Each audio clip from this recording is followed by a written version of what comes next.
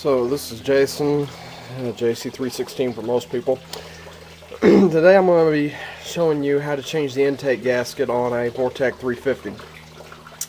This engine was found in the Silverados, but it's pretty much the same for any version of the 350, dating back years. Now, you'll have the intake gasket issues.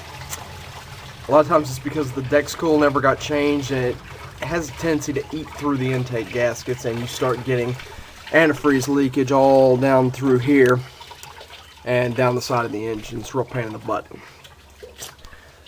So I've already started by taking the intake tube off, which is really easy. It's just one bolt, and then I got the throttle cables out of the way. Again, it just attaches right here. It's pretty standard stuff. Now, also got a couple of the electrical connectors loose, just here and here. Most of this stuff will have to come off anyway. Now, really, one of the first things you're going to want to do is drain the coolant out of it, and it really needs to be cold. Don't drain hot coolant on yourself. That kind of goes without saying. On this particular truck, it is not exactly easy. There's no drain in the radiator, so you have to disconnect the lower radiator hose, which is kind of a pain.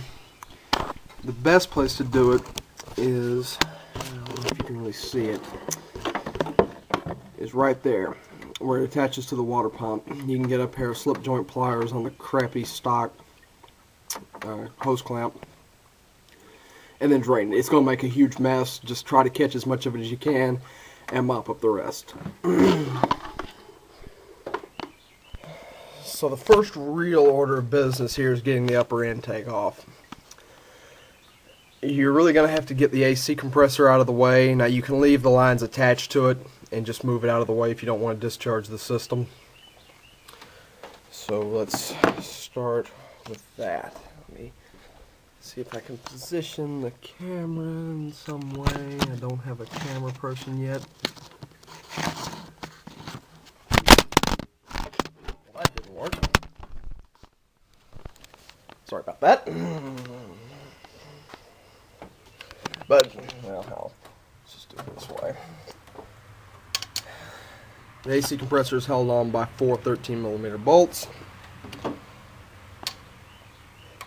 I just did this job on this particular truck.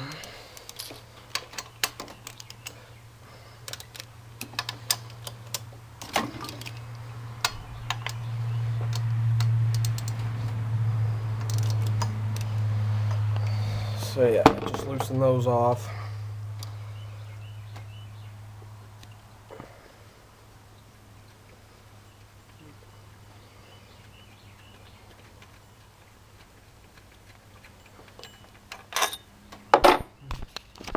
And take the bolts out.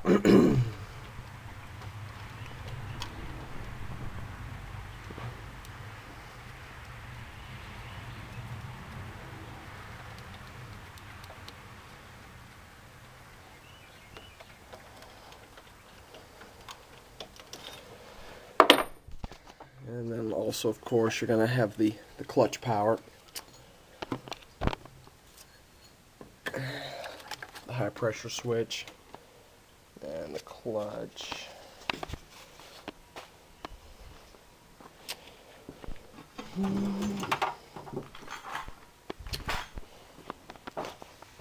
Just get a small screwdriver in there and try not to break the tabs.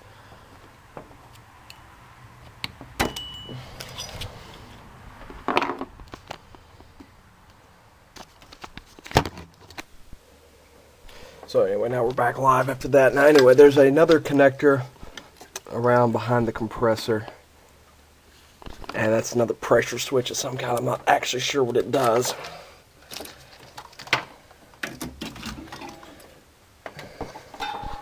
And now the compressor is loose. There's another clamp over here which you can take the hoses off from. But you're really just going to want to set this out of the way, unless, I mean, you can discharge it and get it out of the way, but I'm not going to.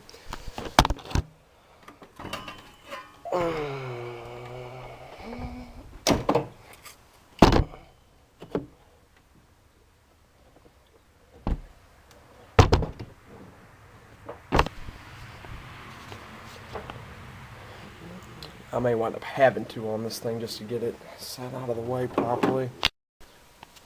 Okay, I took the battery out and got a nice place to set the compressor where it's mostly out of the way. You'll still have to work around it on a couple of spots. But next thing we're going to want to do here is get the upper radiator hose off.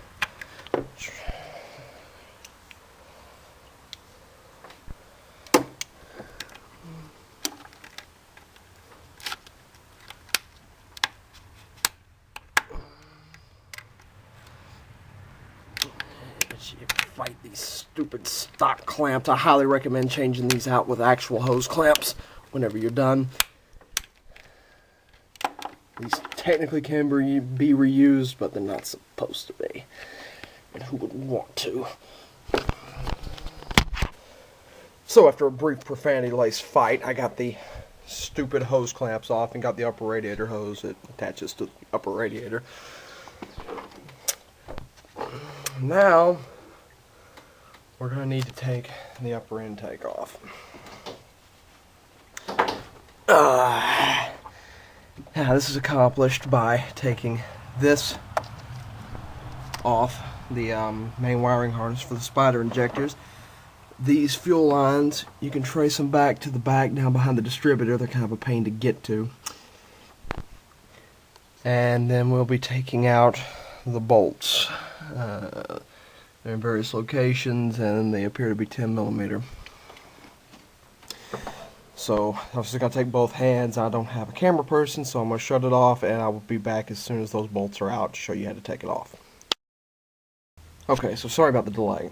Now, I came through and got most of the wiring disconnected. There's a ground wire that goes on top of the thermostat housing, the engine coolant temperature sensor, EGR, and then there's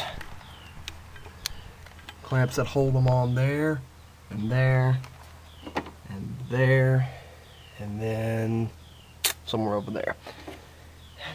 The upper electrical connector just comes off by flipping that tab up, and the one on the opposite side, and then it just pulls right out, and then you have to pull this thing off, but that's nothing. Now, the rear fuel lines are a pain to get to, but nowhere near as bad as the Blazer.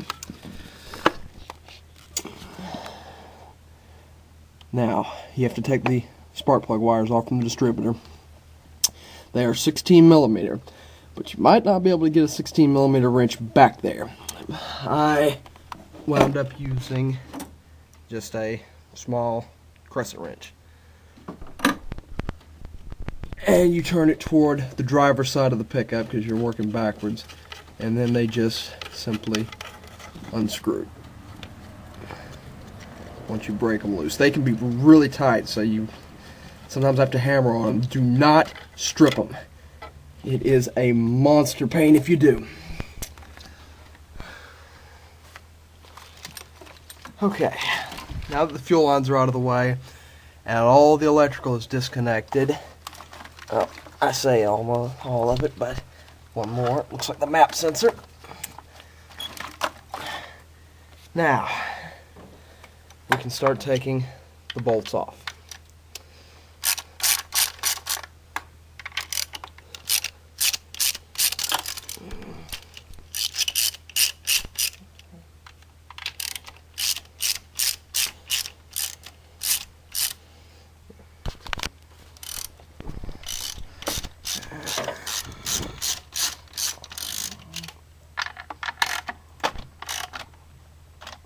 So I'm going to have to use both hands for this, so I'll be right back. Okay, we got a bunch of the bolts out. Now, whenever you're doing this, you're going to encounter a bracket, which does very little except hold the electrical pieces on. It's right here next to the coil. And it's got two bolts that hold it on there, and then back up there. You can't really see it. It's a stud. And then you're going to find out that it is attached by another stud on the back of the passenger head. Now that stud, believe me, it is back there. I don't know if you can see my fingers, but it's right there. It's got two nuts on it. The first nut holds on two ground wires, and then the second one is the stud. The easiest way to get it is to get at it with a 14mm swivel head ratchet wrench. If you're going to do any kind of automotive repair, get these. You can get them at Lowe's. They run about 80 bucks for a set, and believe me, they're worth it. But you can get back there and get it on there and take it off. And once loose,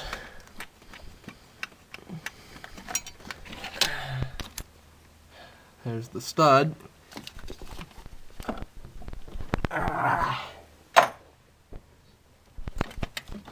And now that bracket is loose.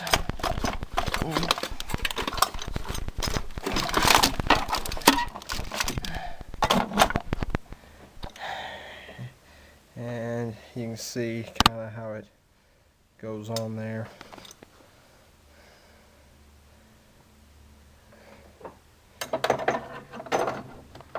And that will allow access to taking the coil retainer off and the last bolts that hold the upper intake on.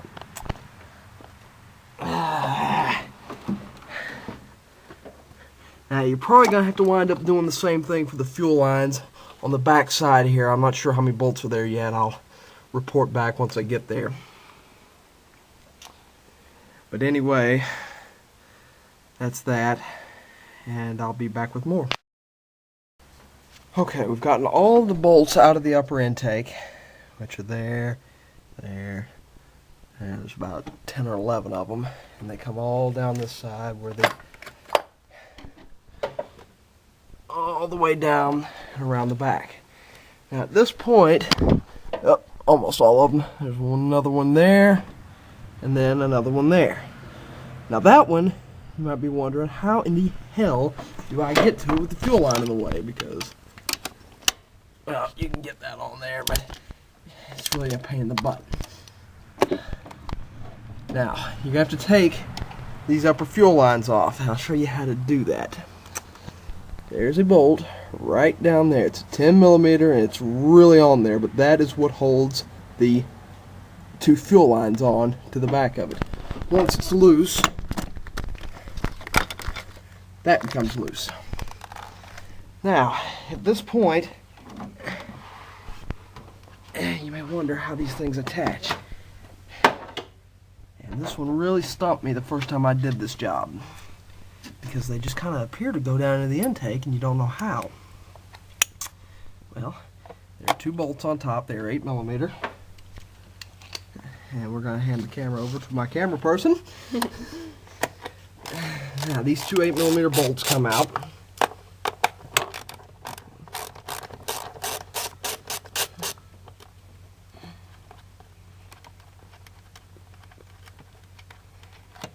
And then there's kind of a spade butterfly looking plate that comes out with it. Now, these little suckers, with some coaxing, just pull out. And it's going to take a little more coaxing than that screwdriver.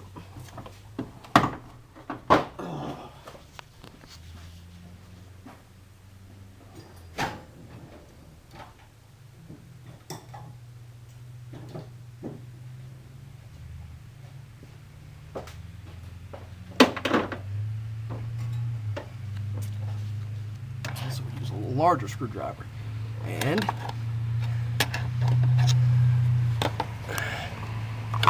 just work at them. Try not to break anything around them. Sometimes they can be stubborn.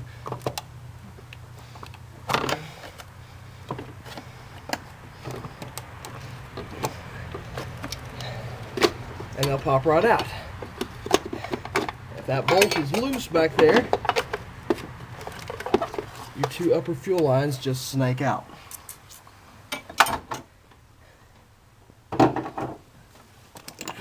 Now that allows us free access to the back corner bolt,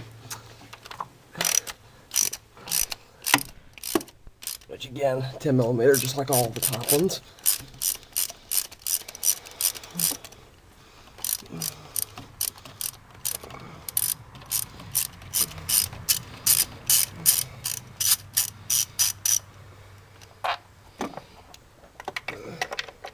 and the hidden one back by the distributor.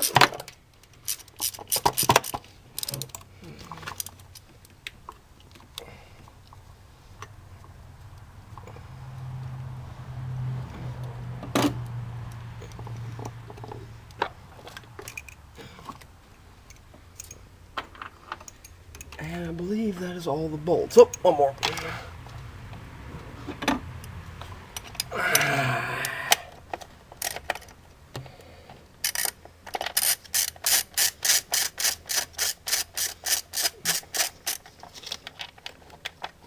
And looks like that one may be a stud. It is.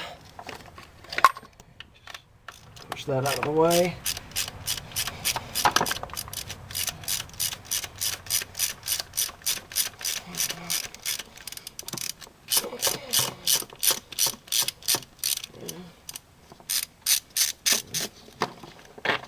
And the last bolt comes out.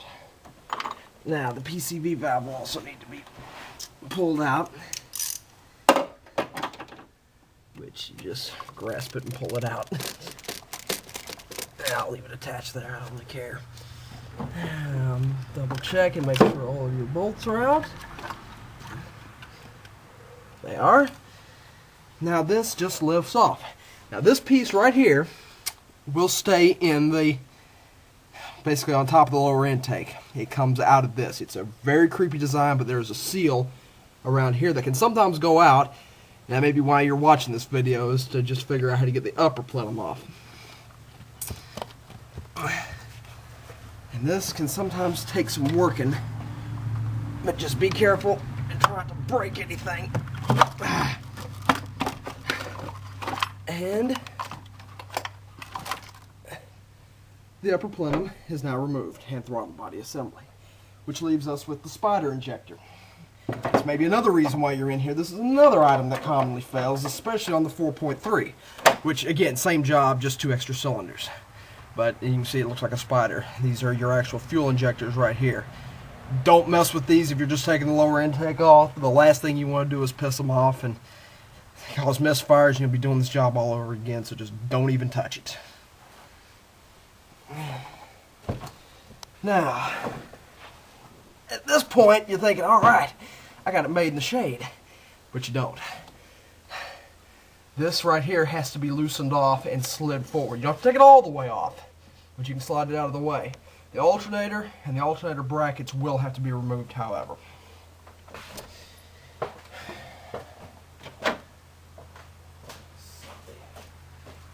Pull them out of the way. And now let's take the alternator off.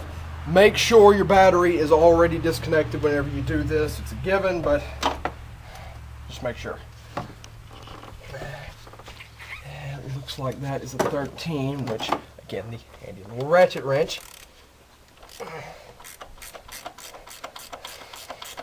Makes life so much easier.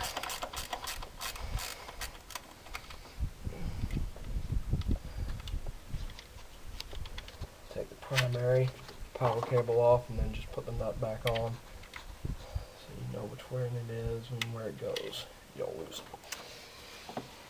Now you've got 2 13mm bolts here and here.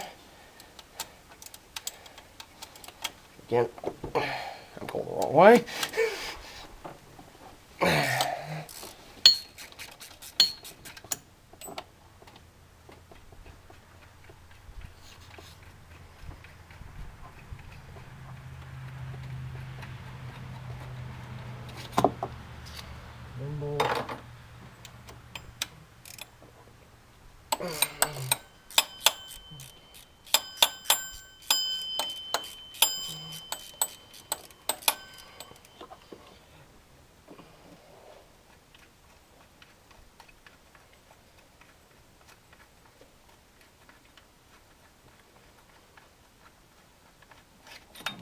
And 2 bolts.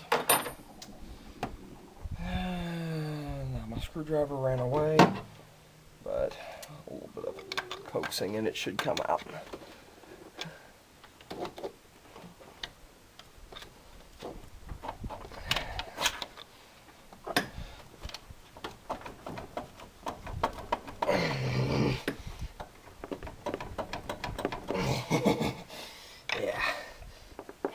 can always be a real pain. Just keep working at them and eventually it'll come loose. And then the voltage regulator plug on the back of the alternator.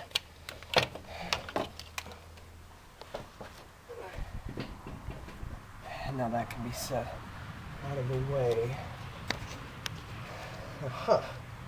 The book says you gotta take that alternator bracket off, but I don't see why. So I'm gonna leave that there for now, just to see if I can prove the book wrong. Now the AC bracket. The AC bracket is a pain. There are, looks like 3 primary bolts, and then there's another hidden one that you gotta access from underneath. It's a real pain to get to. Most of the time,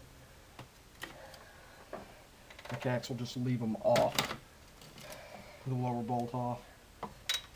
Alrighty. They're 14 millimeter.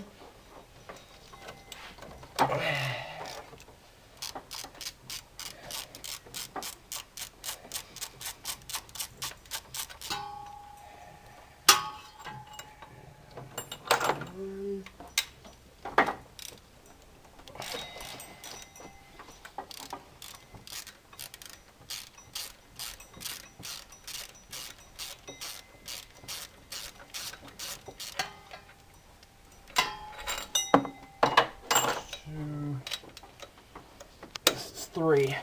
Now if you're going all the way to the head gasket, it's best to take both the front bracket and this bracket off all the way. You'll have to take the power steering pump out, which requires a special tool to get the pulley off. But we're not going that far today, we're just going to the intake. So we'll just be sliding this piece out of the way.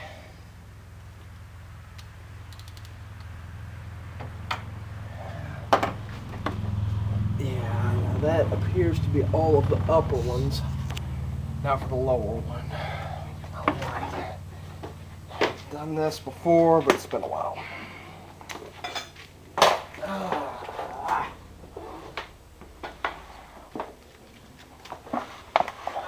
You want to take the camera and show? Yeah, well, Okay.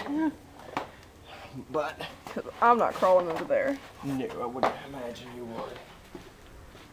Yeah, I spilled antifreeze everywhere. So I gotta put down on the carpet.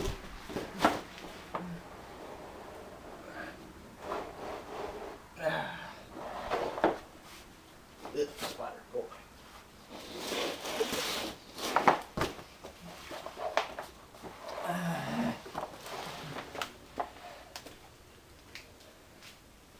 Ugh.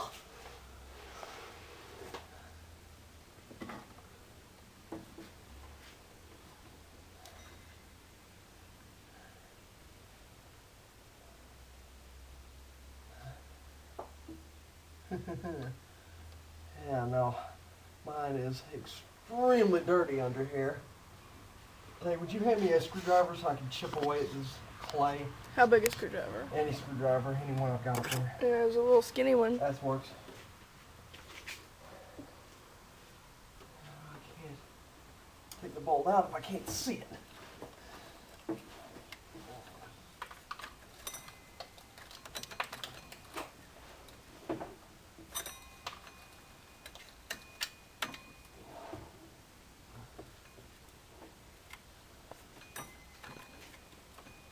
I'm going to stop this until you find the bolts. Yeah, that's fine.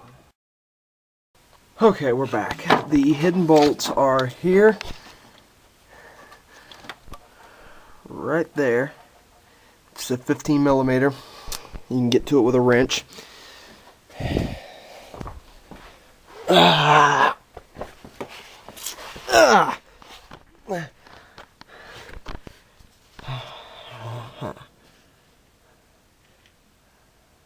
Right there, which is again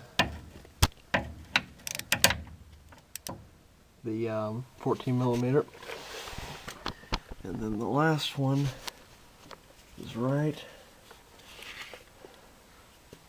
there, right there, once you take those out, it should just pull out enough. Okay, I think all the bolts are loose. Yes, that's all of them. Now, that's slid out of the way. I may have to loosen them a little bit more under there, but that gets the gist of it out of the way. Okay, now I believe it is time to start taking the lower intake bolts out. And on this side, they may be hidden under all this gunk. See, a lot of this is dirt and deck's cool that was leaked out.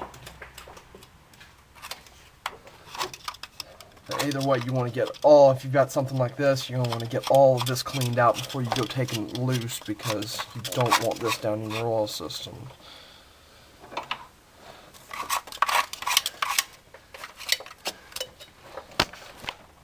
But anyway, I'm going to go ahead and take loose most of these bolts, and then we will rejoin as soon as I've got them all out. Be back in a minute. Okay, now we come to the part where we're going to have to take the distributor out. Now, these distributors are not like the old distributors. It's technically a crankshaft position sensor and camshaft position sensor. So we're going to have to take the cap off just like we would an original one, which are 2 Torx bolts, T20. I could not even see it from over there. 2 T20 Torx bolts, one there and then one on the back side here. And we'll take this off. And again, it's a rotor just like an old style distributor. Cap and rotor. Now, again, we're going to have to mark this. And I gotta remember how to mark it correctly, but we'll get a marker anyway, so we'll be right back as soon as I figure this out. I got it marked in a way I think will work. So I've chalked where the rotor points to the lower base, and then another chalk mark down onto the oil pressure sensor. And when those line up correctly, as long as the engine's not been turned, it should be okay. You can get off from a tooth and it will fire off a check engine light and let you know about it.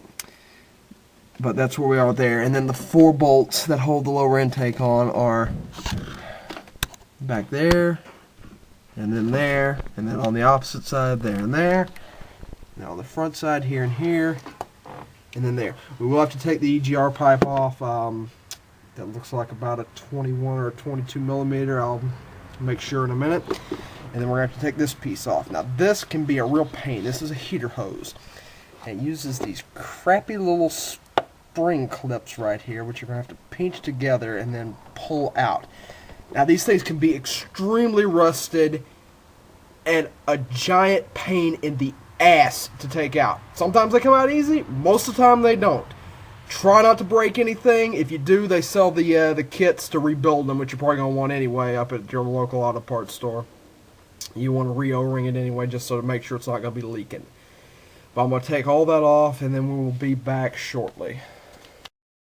Okay, we've taken out the distributor on the back of it. It just pulls right out. Once you take this clamp off, 13 millimeter ratchet wrench is your friend. Then we have taken this heater hose out. Mine broke, just like I told you it would. Mine came out fairly easy, but the clamps did break. The EGR pipe is a 7/8 bolt. I can't see it. Right here. 7/8 on this. This one came out easy. Some of them come really, really hard. Now, there is a little hose down in here, which is kind of hard to see, but it's down in there. And that is probably the reason why they tell you to take the alternator bracket off if it's stock. Somebody's already done this on this truck, and they gave me real hose clamps, so I can just unscrew it and take it out of the way. Now, as one final middle finger that GM gave you on this one, you can't get the lower intake out without taking the valve cover off. Don't ask me why, it's a stupid design. Pick your poison. I'm going to take the driver's side off, which is fairly easy. I mean, it's just like 4 10mm bolts directly in the center of it, and then it comes off, and then the lower intake should come out. Keyword there, should. Anyway, we're going to take the valve cover off, and we will be right back. Okay, valve cover, gasket, and valve cover is off. Somebody took really good care of this engine. That's a clean engine right there. So now that all that's out of the way, we can take the gasket off here and just get it out of the way. Now these are reusable, but who wouldn't want to? Now, all 4, or all 8 bolts, I should say, are out. Everything appears to be loose from it. One last electrical connector on the oil pressure sensor. Now this should lift right out. It takes some coaxing though.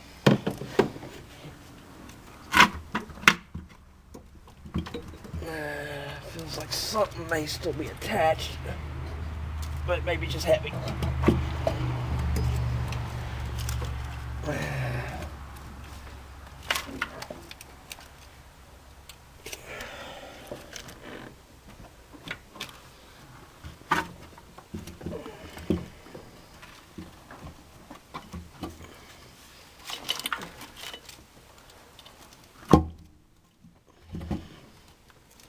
Well, that oil pressure sensor does not need to be disconnected. It's just an optical illusion.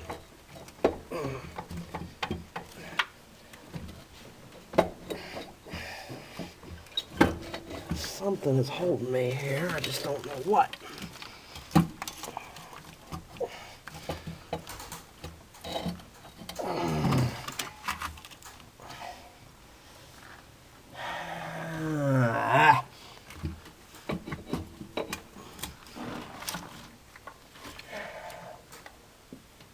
On the back.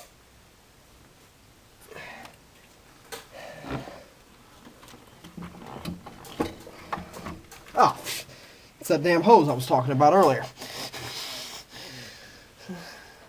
I got to talking and I forgot all about it.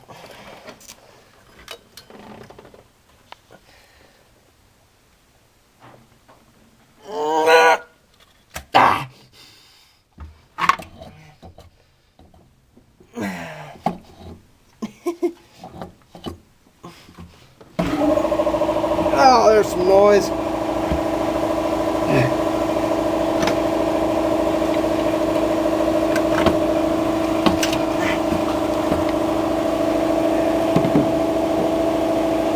And make sure all of your wires. Thank you to Daddy for shutting that off.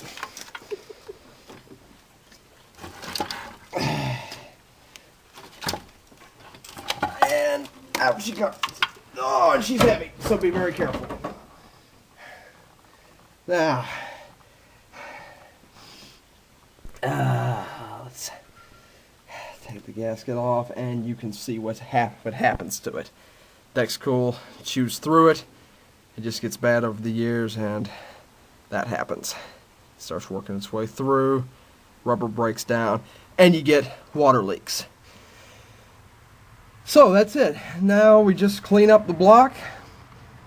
The lifter valve looks alright, and it hasn't been leaking down into there, thank God.